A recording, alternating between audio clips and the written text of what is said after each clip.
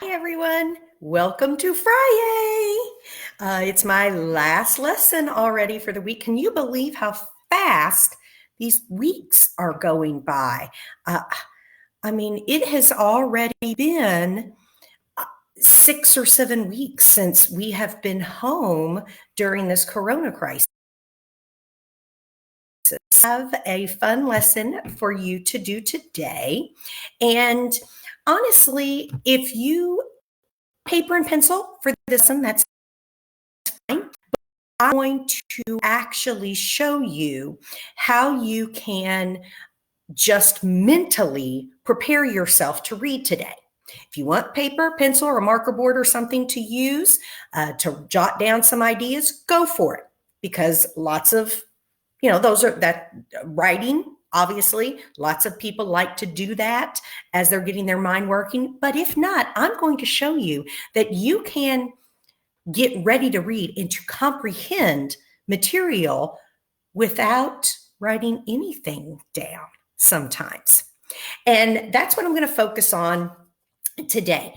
We are going to do making predictions, which I have talked about predictions already with you all before, but today is just going to be focusing solely on making predictions and doing an activity to get you ready to read.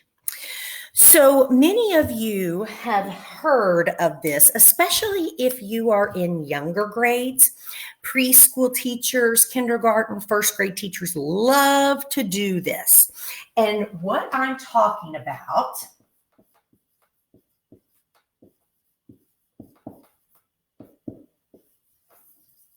is a picture walk. And you might say, well, I know how to do a picture walk. I've done those for years and years, but I am going to actually show you how to do it. And as a teacher, I am going to what's called model it for you. So the word model is a big word in the teacher world because it's important to show students how to correctly do things and think about what it is that they are doing on a daily basis. So I am going to model a good picture walk for you while I am actively making predictions and thinking about the text that I am going to read. So this probably will be a bit different than if you are younger. If you are preschool through about first grade, well, yeah, looking at the pictures, oh, I think that this is happening here. But I am going to model it a little more in depth for you so that you can see exactly how I am thinking before I read this text. And this is a text that is actually not very old. I have all four of the books that are in this series. And this book is the newest of the series. In fact, it came out, let me look, in just 6 years ago in 2014. And this is a book by Judith Viorst from the Alexander series. And this is called Alexander, Who's Trying His Best to Be the Best Boy Ever. The most famous one in this series, of course, is Alexander and the Terrible, Horrible, No Good, Very Bad Day. In fact, just a few years ago, a movie was even made, I believe, starring Steve Carell as the dad, based on the ideas in this book. So this is another Alexander, and I love the titles that Judith Viorst comes up with because they are very long. Sometimes they are containing too many descriptor words, because descriptor words are great, but if you get more than about 2 of those in a sentence, then it becomes very wordy. But she does that on purpose because this is how sometimes boys and girls' brains think. They think in a lot of words. So this is Alexander, who's trying to be the best boy ever. And written by Judith Viorst, but illustrated by Isidre Moniz in the style of Ray Cruz. So Ray Cruz was the original illustrator for the first 3 books. A different illustrator did this book, but she tried to make it very similar to the other 3 Alexander books. So I am going to go through and model for you how to do a picture walk before I read to you. And again, if you want to jot down notes, go for it. If you have different ideas, go for it. A prediction, boys and girls, and I've said this to you already, sometimes kiddos get caught up with predictions and thinking that they have to be right. Well, a prediction is just an educated guess. A prediction has to be what's called valid. And if it's valid, it means it could be correct, or I read the text. Now, an invalid prediction, just based on the title, trying to be the best boy ever, would probably be, well, this book is about a boy who captures a dolphin and rides it in the ocean. Well, anything in this title or looking at this front cover art gives you any idea that it would be about him capturing the dolphin and riding it in the ocean? No, that would be an invalid, silly prediction. Predictions just have to be a possibility that they could be correct. So I'm looking through and I see donuts again. It looks like definitely donuts may be a theme in this. So I'm going to think about that. Maybe Alexander loves donuts. Maybe he's trying really hard to watch what he eats and is trying not to eat the donuts. Oh, so on this first page, I see that he wakes up. It looks like maybe he has a tummy ache, or maybe he's really hungry. If a person grabs their stomach, those are usually 2 signs. So I maybe think that he either isn't feeling well or that he's really hungry in this picture. Okay, so now here I see it looks like his 2 brothers. And Alexander is the only one in color. That's done on purpose because we know he is the main character in this. So it appears that his 2 brothers are giggling, laughing at him. So maybe it is that he's really hungry. It would be very mean for someone to laugh if somebody is sick or not feeling well, and they obviously are next to him. So if he does have maybe a stomach flu, chances are they wouldn't be in the room with him because they would be trying to prevent themselves from getting it too. So maybe he is just really hungry, or maybe he made a poor choice with eating too much of something. Sometimes your belly hurts if you eat too much of something too. Okay, flipping the page. I'm going to assume maybe he didn't do something correct. I'm going to assume that he's not sick, because if he was sick, would mom be doing this? This looks like she's scolding him, saying, poor choice. You deserve a consequence. So if he's sick, she's not going to be scolding him. Dad comes in the room too, but it looks like he is still in distress. And he is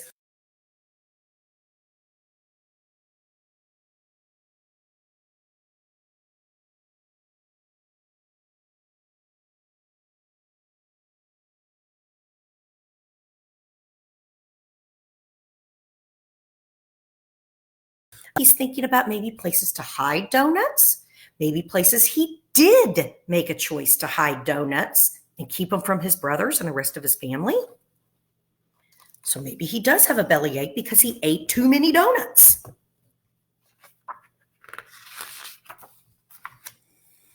Okay. So it still looks like it's probably morning. It looks like Alexander is still in his pajamas. Mom is still in her pajamas, but it looks like brothers and dad are thinking about they're putting on helmets. So I'm going to make an assumption. What could they be doing with helmets? I'm going to assess that prior knowledge. Well, with helmets, they could be riding bikes. Maybe they could be going skateboarding or playing on scooters. Something that they need to protect their heads by doing. Maybe they're going to go ride 4-wheelers or something. I also see some knee pads. There are many different things that it's very important that you wear a helmet while you're riding or doing. Oh, now Alexander has a little halo over his head. And if I know from prior knowledge in different illustrations, paintings, and things that an angel often is represented with a golden circle over their head. Now, I myself have never seen an angel before. I don't know if angels wear them, and I don't know where that idea of a halo, a golden circle, came from above an angel's head, but it's a symbol of something that's very good. So, oh, look, it appears Alexander is trying to be very, very good. So that again makes me think he made a poor choice. And that might be why his belly was hurting. Maybe he ate all the donuts. And oh, look, I see Mom looking, and has this look of, oh, my precious boy. Oh, like she is just thrilled. You can tell so much by looking at illustrations. Whenever I go back to read, I will see if any of my predictions were valid. Okay, so now Alexander, it appears that he is running through kind of a messy room. He has a guitar, but it looks like maybe he was startled by something. Maybe he heard a loud noise. Maybe he's sneaking around. Sometimes a person, like tippy toes. Maybe he's on his tiptoes. Maybe he is sneaking around. That's a possibility. All right, but here it looks like he's not real happy about something. So maybe he was sneaking around to try to get away with something and he got caught again. Maybe he's thinking really hard. Sometimes when someone does this, they're thinking. In fact, there's a very famous sculpture, and there are a few copies of this very famous sculpture. It's called The Thinker, and you might have seen it. It's a man that looks like this, and it's very large. It's a full body, and it sits up on a pedestal. And there are, I forget how many copies of it that the sculptor made. But interesting fact, one of them, there are only a few found in the world, one of them is found on the campus of the University of Louisville, right here near where I live. So, in fact, it sits out in front of one of the main buildings. I think it's the library there on campus where lots of thinking goes on. Hopefully, anyway, people studying. Oh, look. So now it looks like Alexander smells something that stinks. You can tell that by him holding his nose, and you can tell by also to show sometimes air moving or maybe a scent or squiggly lines. So it looks like maybe his brother stinks, or he's trying not, maybe Alexander is trying very hard to be the best boy ever. He's trying not to point it out. He's trying to be polite to his brother. And he's thinking, or maybe it's another student in his class. He's trying hard to think, I don't want to say that he stinks. I really want to, but I'm trying to be the best boy ever because that's what my title says. Okay, so now he's at school. Oh, look, boys and girls are listening, and look at Alexander in the back. I know Alexander from my prior knowledge of these books and just from the title, who's trying to be the best boy ever. He has trouble with that. He doesn't make the best choices. He isn't a bad kid, but he's a little bit of a troublemaker, and he's impulsive, and he has a hard time sometimes making a good choice. But it looks like, he has his hand up, and his teacher's looking like, Alexander, you're choosing to participate. Wonderful. And I can also tell by the little girl's reaction next to him, like, what? Alexander? You are raising your hand? Okay, so now Alexander, again, it looks like maybe he's running an errand for his teacher. Maybe he's trying to move a plant or a flower to a different place. But he's run into, maybe that's the principal or another teacher. And here is the plant. It looks like it's getting ready to fall. Oh no. Okay, so now Alexander, it's after school or maybe PE class, and they're playing soccer. And it looks like a ball went past Alexander. He tried to block it, but he couldn't. So maybe in the past, Alexander has made not a good choice. And he has wanted to argue that there was a penalty when there wasn't. Or maybe he wanted to pout that they scored and he was on the other team and he's mad about it because maybe he's a sore loser. I don't know. But there's a reason that the author and illustrator of this book have shown that in that picture. Maybe he has trouble with that in the past. Okay, so now look, it's supper time. So I'm going to maybe assume that that wasn't after school practice. Oh, his brothers have halos. But do you think they're trying to be angels themselves? With their expressions on their face. And to help me out a little bit, I'm going to take off the book cover because I can still see the title there. With the expression on their face, it appears, that they are mocking him. And to mock him means it's like, oh, Alexander, the best boy ever. Look at you.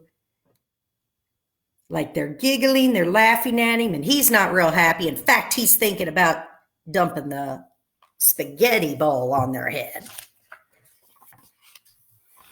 All right, so, Alexander looks like he's ending his day, brushing his teeth, having good hygiene. Maybe in the past he hasn't done that, or mom has to tell him several times before he brushes his teeth. And then he looks like maybe here's the next day. He's on the bus. But it looks like Alexander's not in the best mood. He was in a good mood the day before, mostly. But now,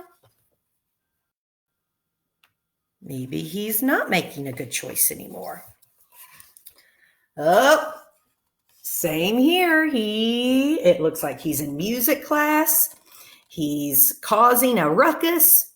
He's playing maybe in a way that he's not supposed to be. You could tell that by the teacher. You could tell that by the other student with the expressions like, oh no. And it looks like Alexander's not really thinking about anybody but himself. Oh, look, there's a kitty. So maybe he's at an after school practice or something like that.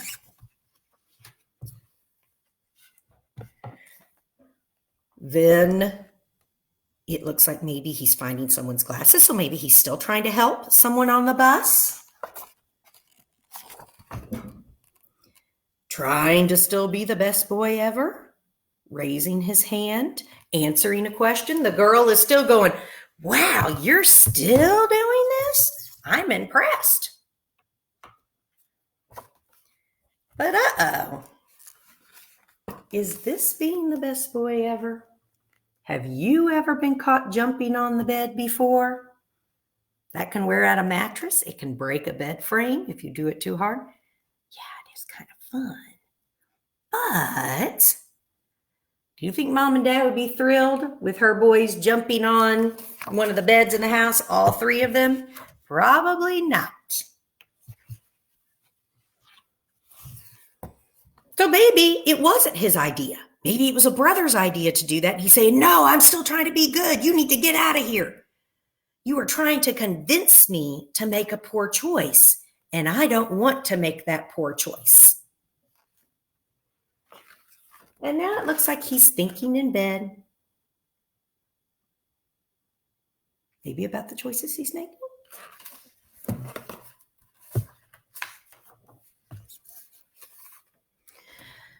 Here, it looks like he is an angel. But look at his face and his hands. Kind of looks like his brother. So maybe by the end of this text, he's done being the best boy ever. Maybe he's making fun of himself at this point, saying, I'm the best boy ever. And we're back to how we started with him grabbing his belly. Maybe another poor choice with eating too much. Maybe eating too many donuts. So there's that constant again, the donuts. are being shown. So by modeling that for you, I showed you how I am thinking when I read this, before I read this text.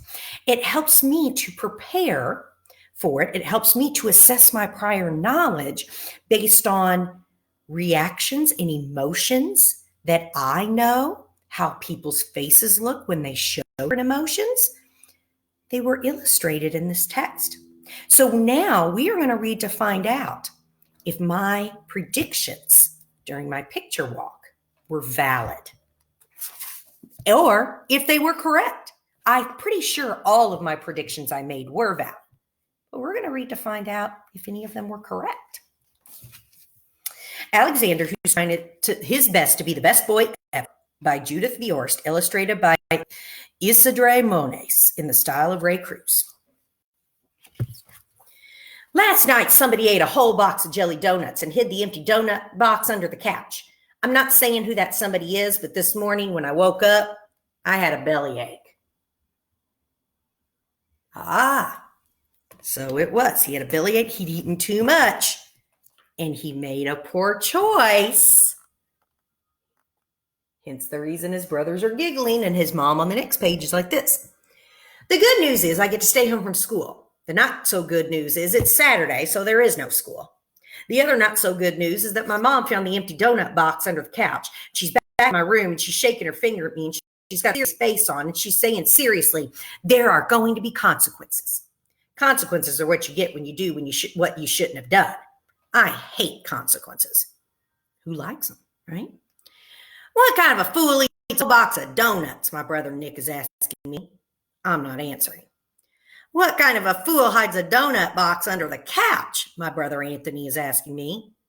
I'm not answering. My mom says that my consequences are staying all day in my room with no video games or watching stuff on TV, even though I'm thinking that video games and watching TV might help make my bellyache get better. I hate consequences. My dad says after breakfast, he'll take Anthony and Nick on a nice long bike ride. My mom says when they go biking, she's going to take a long bath and a nap. I ask if that means she won't be playing Go Fish or Bingo with me while I'm staying here in my room all day with bellyache. My mom says while I'm staying here in my room all day with the bellyache, I should think a lot about how I got that bellyache. So I was right. They're going somewhere with the helmets. She's saying you have consequences. But I thought maybe it was morning. Maybe it probably is morning. It looks like she got dressed. But then on the next page, remember, she was in her bathrobe. So we find out, is getting ready for a bath and a nap.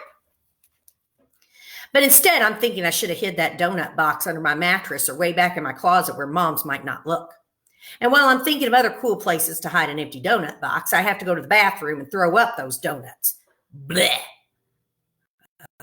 So there was another consequence. He ended up throwing up from eating too much. My bellyache is going away, but my consequences are staying. And I'm stuck here all alone in my room, and I'm thinking how good it feels when I'm eating donuts. And I'm thinking how yucky it feels when I'm throwing up. And I'm thinking how much I love eating jelly donuts. And I'm thinking how much I hate having consequences.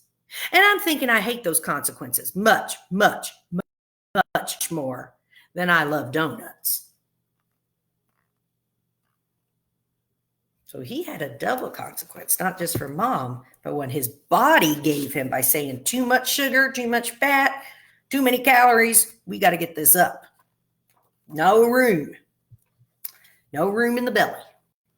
And so when my dad comes home with Nick and Anthony from their bike ride and my mom is done with taking her bath and her nap, I tell them I am sorry I ate the donuts.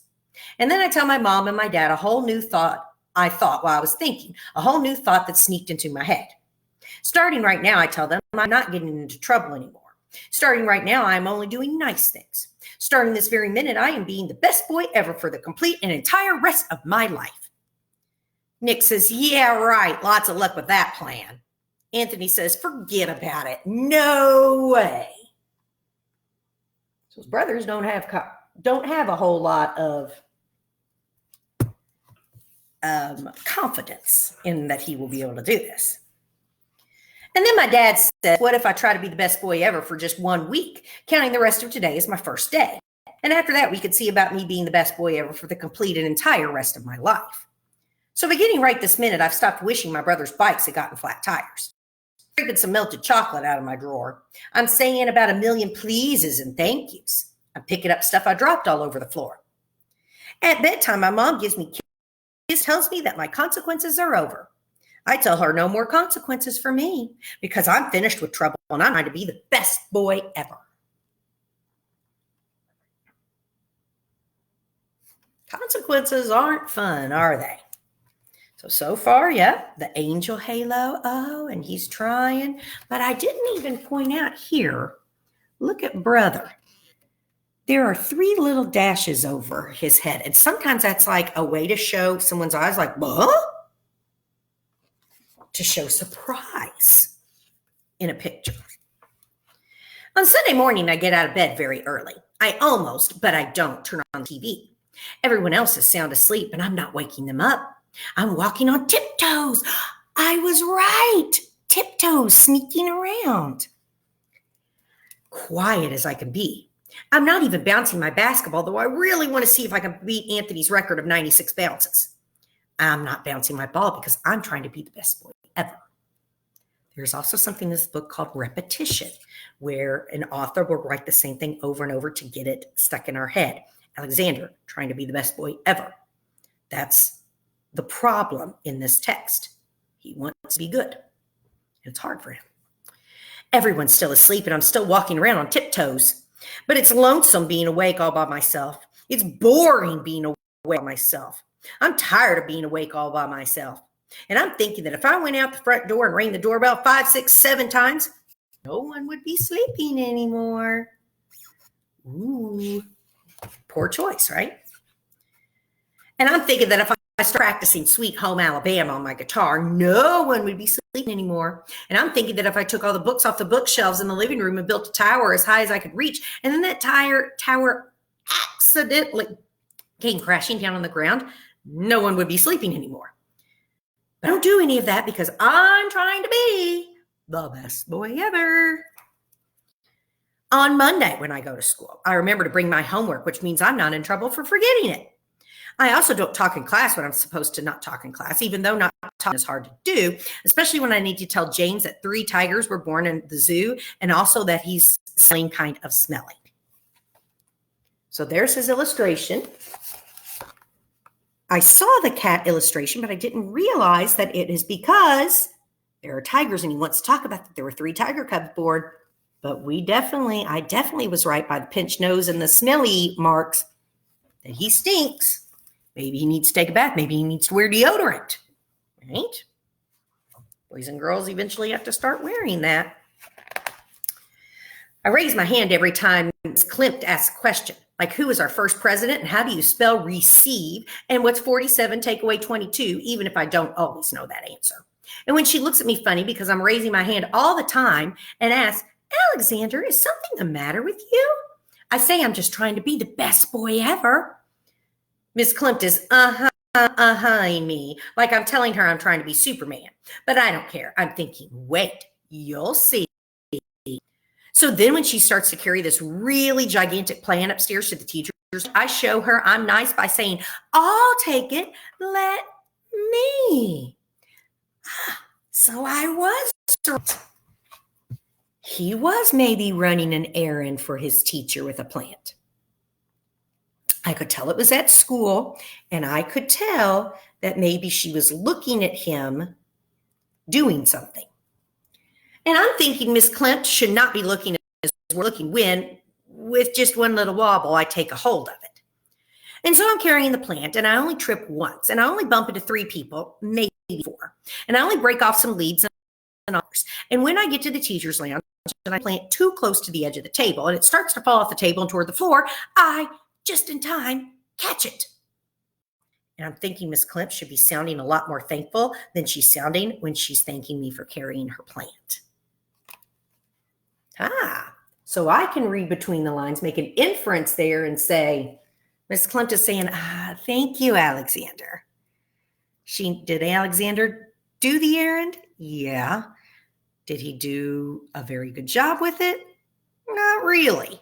But at least it was done. She was saying, thank you. Okay, thank you very much.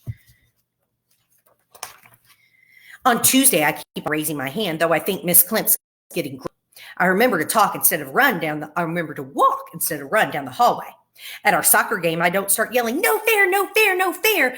Though I'm absolutely positive I could have scored tons of points if I'd just been given a chance to kick the ball. But I never, not even once, was given a chance to kick the ball. And the other team won by about 1,000-0, which, if I wasn't trying to be the best boy ever, I would have been yelling at a lot of no fairs about. So even though he didn't act on his actions, is he still thinking maybe thoughts of him not being a good sport? And he's still thinking them. Sometimes we have thoughts that we don't act on, which is a good thing because we know it would be a very poor choice. Maybe the goal is not even to think those poor thoughts and be a good sport no matter what. No, sometimes you lose. At dinner, I use my napkin to wipe my mouth, not blow my nose. I even get up and put my plate in the sink.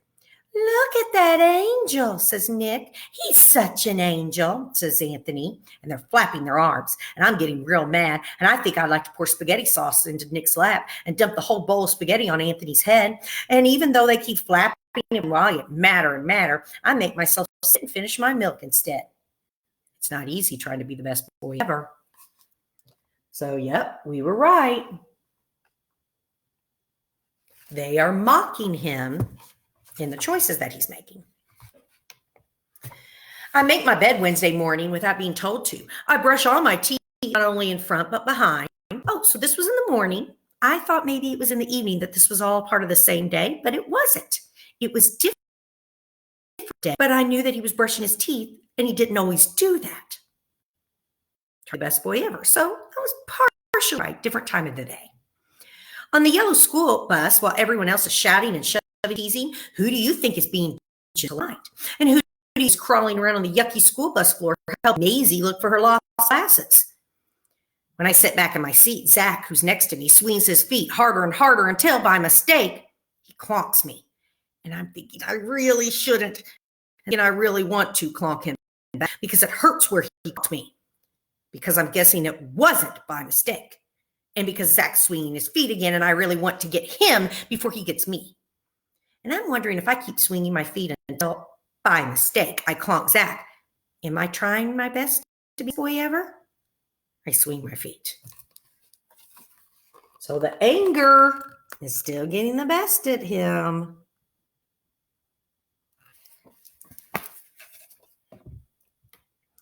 On Thursday after school, I study guitar at Shelly's Music Shack. My mom comes with me and takes a guitar lesson too. We're working on a song we're playing together at the next Shelly's Music Shack concert. And while we're rehearsing our song, I'm kind of hopping and jumping around like rock stars do. And I think I'm hearing somebody saying I shouldn't. And then I think I'm hearing somebody saying, watch out. But I keep hopping and jumping until I'm sure I hear someone shouting, stop, Alexander. Except by then I've slipped, tripped, crashed, and came at Shelly's Music Shack. And I'm wondering if, by accident, I mess up Shelly's Music Shack. Am I trying my best to be the best boy ever? He's not listening, is he? That's not the best boy ever. Before I go to sleep, I decide that one maybe mistake and one not on purpose accident don't count as not trying.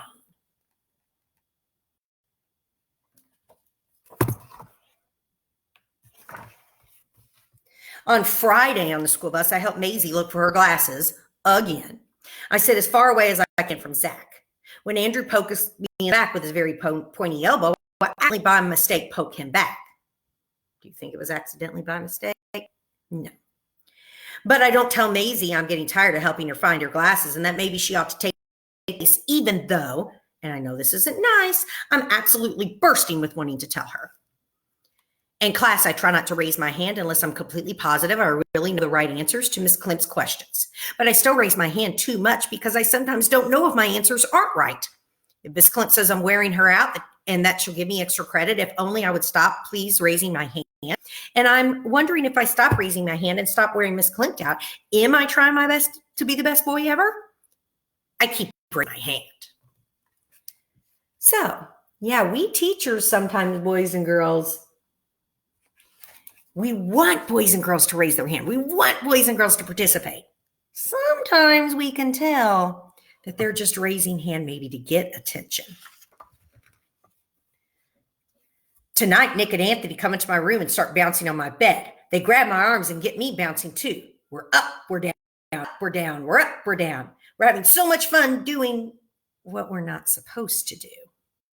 So, yeah, I thought, well, maybe his brothers started it. I was right. If I knew that from the title, he's trying to be the best boy ever. What's going on in there? My mom's calling. Behave yourselves, boys. I'm hearing my dad say, and because I'm trying to be, well, I guess you know what I'm trying to be. I chase my brothers away and I stop bouncing. When I open my eyes on Saturday, my first thought is I've been the best boy ever for one whole week. And right after that, I'm thinking that trying to be the best boy ever was really hard. And right after that, I remember that now I'm supposed to start trying to be the best boy ever for the entire of my life. The complete and entire rest of my life, I'm all of a sudden thinking, very long time. Oh, is it hard to be on your best behavior at all times? I think it is for everyone.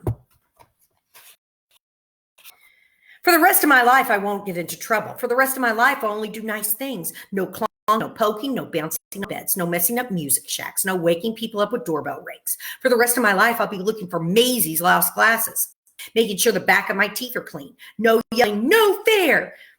No matter how no fair they're being. Not wishing bad stuff to happen when brothers are mean. Just thinking about how hard it will be, I'm getting kind of a bellyache I got when I ate that whole box of jelly donuts. And I'm thinking I'd much, much rather get a bellyache from donuts than a bellyache from being the boy ever. And then I was thinking I know a cool place. A really, really cool place. So he's kind of mocking himself here. I was right. Here's that bellyache, but he gets a bellyache from being the best boy ever. There's that halo. So what's the cool place? The last page had donuts in it. Start thinking, really cool place where a person could hide an empty donut box. Uh-oh. So there he goes. Eating all the donuts again, which got him into the whole mess in the first place. He couldn't do it. He tried, but he said, well, maybe I'm going to go back to just being me, even if it is a not so great choice all the time. So that is my lesson for today. I hope you got a better understanding of how to effectively do a picture walk to get your mind ready to comprehend what is on the page in the words and reading illustrated emotions and paying attention to all sorts of details. So I will see you on Monday. And until then, have a great weekend. Two little poodles. Goodbye.